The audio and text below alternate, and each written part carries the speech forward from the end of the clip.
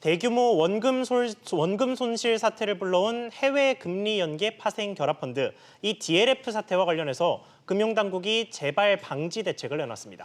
앞으로는 은행에서 이런 고위험 상품 판매가 금지되고 투자 자격도 까다로워집니다. 김정은 기자와 함께 자세히 알아보겠습니다. 김 기자, 이 DLF 종합대책 어떤 내용이 담겼습니까? 네, DLF는 우리은행과 하나은행을 통해서만 8천억 원 가까이 팔린 해외 금리 연계 파생 결합 펀드인데요. 이 평균 손실률이 53%, 그리고 최대 손실률이 98%에 달하면서 논란이 됐습니다.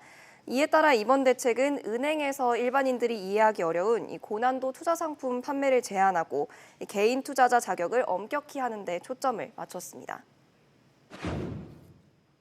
대책의 큰 틀은 투자자 보호 장치를 대폭 강화하고 금융회사의 책임성을 제고하는 데 방점을 두고 있습니다. 적극적인 감독 행정 계획도 함께 마련하였습니다. 네, 앞으로 은행사와 보험사들은 이 고난도 금융투자 상품 가운데 사모펀드와 신탁 상품을 판매하지 못하게 되는데요. 이 고난도 금융투자 상품은 이번 대책을 만들면서 새롭게 정의된 용어입니다. 이 구조가 복잡해 투자자가 이해하기 어렵고 원금 손실이 20에서 30% 이상인 DLF, ELS 등의 투자 상품을 말합니다. 이 구조화 상품과 신용연계증권, 주식연계상품 등이 이에 속합니다. 이해하기 어려운 이 고위험 사모펀드가 투자자가 원금 보장에 대한 믿음을 가지고 있는 은행을 중심으로 판매되면서 안전한 상품으로 잘못 인식하도록 한 것이 이번 DLF 사태의 본질적인 문제라고 생각하기 때문입니다. 네, 그러면 이번에 새롭게 정의됐다는 이 고난도 금융투자 상품은 앞으로는 은행에서 전혀 팔리지 않게 되는 겁니까? 상대적으로 이 투자자 보호 장치가 잘 갖춰진 공모펀드는 이 고난도 상품이라 해도 은행 판매가 가능합니다. 예. 이 고객이 고난도 사모펀드 투자를 원하는 경우에 이 사모투자 재간접 펀드, 즉 사모펀드의 50% 이상 투자하는 공모펀드에 가입하는 길을 열어뒀는데요. 이 무늬만 사모펀드 판매도 차단됩니다. 기초자산과 손익구조가 비슷한 금융상품을 6개월 내 50명 이상에게 판매할 경우 이 사모가 아니라 공모로 간주됩니다. 네, 사모펀드 투자 문턱도 높아진다고요? 네, 그렇습니다. 2015년 5억 원에서 1억 원 이상으로 낮아졌던 이 사모펀드의 최소 투자 금액이 3억 원 이상으로 오르게 됩니다. 이 투자 숙려제 등 더 엄격한 보호 제도를 적용받는 이 고령 투자자 적용 연령은 기존 만 70세 이상에서 65세 이상으로 낮아집니다.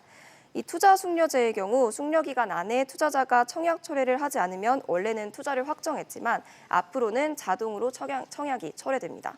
네, 그리고 이번 DLF 사태가 특히 관심을 많이 받았던 이유는 아무래도 이 은행들, 그러니까 금융회사의 책임도 컸기 때문인데 이 부분에 대한 대책은 안 나왔습니까? 네, 유사 사태가 다시 발생할 경우 이 금융회사의 책임을 더 강하게 묻기 위해 이 관련 법안들을 준비하겠다는 방침인데요. 예. 지금은 경영진의 문제로 이런 사태가 발생해도 책임을 따질 법적 근거가 부족합니다. 이 내부 통제 관리 감독 소홀로 소비자 피해가 발생할 땐 경영진의 제재가 가능하도록 한 이 금융회사 지배구조법 개정안의 통과를 위해 노력하기로 했습니다. 또 금융회사가 이 불완전 판매를 하면 수입의 최대 50%까지 징벌적 과징금을 물리게 하도록 하는 이 금융소비자보호법 제정안도 통과하도록 하겠다는 방침입니다. 예. 다만 금융투자업계에서는 이번 규제 강화로 이 사모펀드 시장 위축을 우려하는 목소리들이 나오고 있는데요. 또 금융당국의 감독 부실 문제가 빠졌다는 지적도 제기되고 있습니다. 이 사전에 DLF의 대규모 손실을 인지할 수 있었지만 이 적절히 대응하지 못했고 금융감독 스스로의 쇄신책은 없다는 비판들이 좀 나오고 있는데요. 이번 개선 방안은 각계 의견 수렴을 거쳐서 2주 뒤 최종 방안을 확정하고 내년 1분기부터 시행될 예정입니다. 네, 김 기자 이야기 잘 들었습니다.